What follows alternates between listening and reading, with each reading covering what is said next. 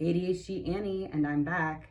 So, has anyone ever gone to some church where the pastor claims that their life was so screwed up before they found Jesus? In this video, you guys, which I finally finished editing, most of it on Easter Sunday, it is about Jean Teasdale and how she somehow found herself at this batshit crazy Baptist church. The pastor had ended up living in a Pepsi bin the size of R2-D2. And we will also be talking about hubby Rick. We will be talking about millennials and the trauma that endures from a completely different article. So sit back and enjoy my video. The first one is written by Jean Teasdale. Jean Teasdale is actually one and only article that I read from her. And it's probably not gonna be on TikTok, but it will be on YouTube. Was her unfortunate mishap with the bleach and ammonia solution. So I love her to pieces because I feel like she has a very hilarious side to the whole treatment-resistant depression matter. If you follow my YouTube channel long enough, you know that I've struggled with that. So without further ado, we got the title of this article being Praise the Lord and Pass the Chocolate. This was published May 31st of 2000. So we are coming up on 25 years already. So Jean Teasdale, a room of Jean's own. Hey Jean Kateers, remember in my last column how I said I was going to tell hubby Rick about my decision to retire from the workaday world and become a full-time housewife? Well, if you were anywhere in the vicinity of 1567 Blossom Meadows Drive on the evening of May 3rd, I sure hope you had a good pair of earplugs. The way Rick carried on, you would think I told him I had become a porn star. I can't afford to have you sit on your ass and do nothing all day, he yelled. I am not made of money. You know, that just goes to show you how little he understands homemaking. I'm still determined to achieve my life goal of becoming a domestic goddess, but for now, I have to put off that dream while I work as a part-time cashier at Fashion Bug. To be honest, Fashion Bug job is not all that bad. It's just 15 hours a week, and I really like my supervisor, Roz. So yeah, the previous article that I read was, I just love my new part-time job, I think. I don't know, guys. I'm so inconsistent, I don't even know. But going back to this article, unfortunately, because of my part-time status, I don't qualify for the employee discount, but that hasn't stopped me from expanding my wardrobe a little. I have to. I go through cotton stretch leggings like Tammy Faye Baker goes through mascara. I don't even know who Tammy Faye Baker is, you guys. This is all a blind react. So things had pretty much returned to normal, or more accurately, abnormal at the old Teasdale homestead. But you could have knocked me over with a feather when I came home from work last Friday to find nothing other than my brother Kevin standing in the entrance to our apartment building. Kevin lives hundreds of miles away, so my first thought was that something had happened to Mom. But she was fine. Kevin had come to see me. Mom showed me your past few columns, Kevin said. You were arrested. What kind of life are you living, Jean? Kevin was all bent out of shape because I had gotten arrested for shoplifting circus peanuts from the Pimida a few months ago. I tried to explain that I got just 1 year's probation and that I was fine now and pretty much over my depression, thanks to the pills my court-ordered psychiatrist prescribed me, but Kevin was still worked up. I was hoping you would be the only one of us kids without a rap sheet, but now you're on those mind-altering antidepressant pills too? Jean, can't you see that this sort of trouble is bound to happen when you refuse to let Jesus into your life? All right, so I think you guys know where this is going. I was afraid he would bring that up. See, Kevin is a born-again Christian. Not that I don't believe in God or Jesus or anything, but Kevin's way more into it than Rick and me. Religion's helped Kevin a lot. He used to be a major party animal, but then about 10 years ago, he got busted for pot possession and spent a few months in jail. While doing time, he found God, and he hasn't looked back since. He went back to school for his GED, got married, had 3 kids, and is now an assistant football coach at a small community college. All of that is great, but sometimes Kevin gets a little, well, passionate about his faith and tries to save hubby Rick and me. Oh my gosh. I have never really understood that because I always thought that if you were brought up Christian, in our case Catholic, you're pretty much set and your sins would be automatically forgiven. So as long as you didn't kill anybody. But Kevin believes that you have to do a lot more to win your place in heaven, like go to church every Sunday and read the Bible from cover to cover. I'm lucky if I read my monthly issue of Red Book from cover to cover. Okay, what is Red Book? Now is that a magazine? Maybe, I don't know. Again, guys, this is a blind react. Jean, you are in a spiritual fog, Kevin said. I've never seen you more lost. I'm not saying it's easy, but believe me, giving yourself to the Lord and accepting his divine truth will bring you far more peace and joy than your doll collection, your cats, or even chocolate. Come with me to church this Sunday, and you will understand. Normally, I find some way to politely turn Kevin down, but I must admit, my curiosity was piqued. Something better than chocolate? This I had to see. So early Sunday morning, wearing my best dress and carrying my Precious Moments Bible, I went with Kevin to a little Baptist church just outside of town. Oh, Lord. Yeah, you can tell, you guys, this is a blind react. You can tell where this is going. But I don't even think they still make those Precious Moments things anymore. Whatever, let's get to the article. When the service was about to begin, I was afraid that some preacher would come out and start yelling at the congregation. But to my complete surprise, a choir sang a gospel hymn with a rock and roll band for accompaniment. Everybody was clapping and singing and whirling around. I must admit, I found myself swaying back and forth to the music. No boring pipe organ here. There was a preacher, and he did yell, but he was very kind and humble about it. He said he was lost once too, that he did every drug in the physician's desk reference, and that he had absolutely no willpower or self-control. He said he was wanting to unalive himself, and that at his lowest point, he was living in one of those Pepsi soda bins shaped like R2-D2. But then his mother died, and during her funeral, God talked to him and gave him the mission to save others. He said he hasn't touched drugs since and has gained back his will to live, all thanks to God. Then something happened that I will never, ever forget. The preacher said, "We have a young lady here today who's with us for the very first time. Her own brother brought her here because she's been going through some hard times. Her soul hungers for salvation and the love of Jesus Christ. But she doesn't know it. Sister Jean, come up here. We'd like to meet you." Well, I was plenty shocked. Kevin gave me a little push, and I found myself up on stage with the preacher. I was speechless. Taking me by the hand, the preacher recounted all my problems to the audience, my depression, my weight. That's terrible. My inability to keep a job, my shoplifting arrest, and my marital troubles with hubby Rick. I must have turned about 50 shades of red. But the preacher said it was okay for me to be embarrassed and shameful before the Lord. But he said, I mustn't blame myself for my problems because they were all the devil's work. You can make jokes about it like you do in your column, but believe me when I say that it's hardly a joking matter, because what's really happening is that the devil's battling hard for your soul, he said. When you beat up on yourself or when hubby Rick puts you down, that's Satan's talking. But you know who loves you no matter what? Jesus. You know who wants you to be well? Jesus. Sister Jean, you can't talk all you want about material objects like your romance novels or those ceramic figurines you so love to collect or Patrick Swayze. But I can guarantee you, my child, not one of those things can get near the boundless, unconditional love and forgiveness God has for you. I don't know if you guys have been exposed to this types of religion before. I grew up Catholic. I'm non-denominational now, but this is pretty amusing. Anyway, all right, I'm going to continue. I don't know. I guess it was a combination of what the preacher was saying, the gospel music and the congregation screaming, "Tell it, brother." But suddenly, I understood what Kevin and the preacher had been talking about. I swooned on the floor sobbing and asking to be baptized. "Please, Lord, make me clean," I yelled as the congregation cheered.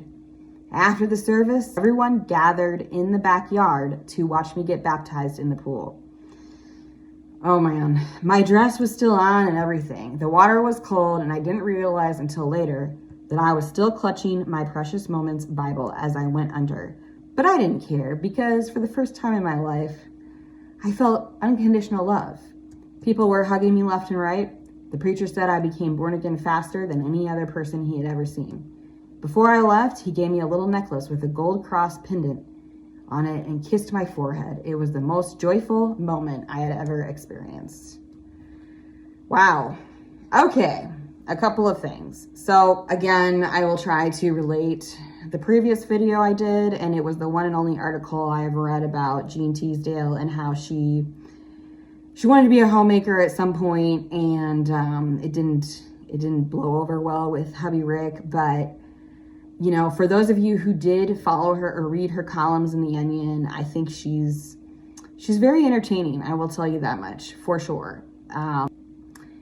She definitely brings out the humorous side to, you know, horrible depression. And for those of you who have been following my channel long enough, you probably know, like, I have a similar history with depression, primarily just not wanting to get out of bed and that sort of thing. But I don't know. I was raised in a religious household, and never ever would we partake in such humiliating practices like that. I don't even know if those things are still really going on. I mean, maybe they are. I don't know that I really want to know. It seems, even though this article was dated 2000, it's just, the writing is on the wall when it comes to how discriminatory they are towards mental health. Yeah, the mental health stigma is definitely up the wazoo in this, because I don't really like this church mindset that because someone is on antidepressants, it means that they're not following God. But fortunately, that sort of thinking is becoming more and more of the past, thank God. I mean, I've lived a long time, so I never even thought that the mindset of if you just love God enough, you're going to, you know, not need antidepressants. Obviously, that's BS. And it's pretty discriminatory. But yeah, I definitely feel for Jean. I don't want to give too much away. The precious moments. I need to really, now I'm dying to know if, I need to see if they still even make precious moments things. Because I feel like that was the 90s, and then it just fizzled out from there. So I remember I got like some precious moments figurine for my first communion, but I don't know. I'm not really into those figurine things, but now I gotta look it up, because sometimes I just feel like those precious moments, to collect them now, it's almost as ghetto as putting gnomes in your garden. And I really hope none of you viewers do that, okay?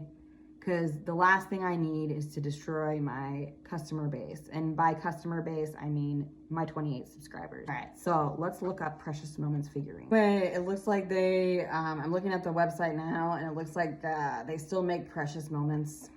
I just feel like they're huge ripoffs, and I think the whole shopping addiction for Jean Teasdale, it does make a lot of sense. You know, she's kind of the 2000s, 90-ish version of, you know, the 2020s female with depression that likes the Etsy, the Target, Amazon, all the things. So I don't know, maybe hopefully that was a clear comparison. But yeah, I mean, they got like these 2025 Precious Moment Collectors Club. I'm just not a fan. I feel like the one and only Precious Moment figurine that I had when I was a kid was from when I made my first communion, and it basically sat on my shelf and collected dust. So comment down below how you feel about that. But yeah, that sums up Jean Teasdale. So let's move to a different article. Okay. So before I talk about this article, you know, if you've been following my channel long enough, you know that I don't know that I just have some beef with the boomers. But I don't really want to say that too much, because I don't want to drive boomers away from my channel. I really don't. That's the last thing I want. However, this is coming from a millennial that was raised by two boomers. So yes, I'm opinionated about it. I do appreciate this article for sure.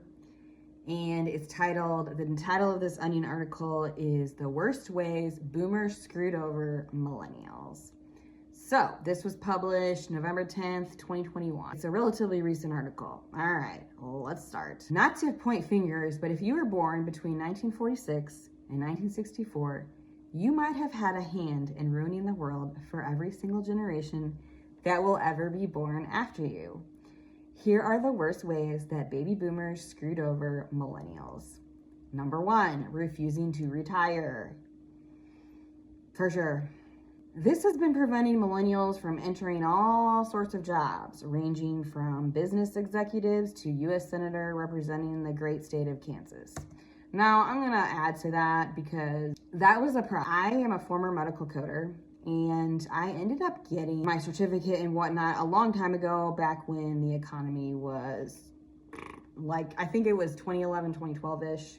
And I was legitimately concerned about finding a job in my field, just as all the other millennials, because not only is the job market crap, it was still post 2008 recession, but also the boomers are hogging the jobs.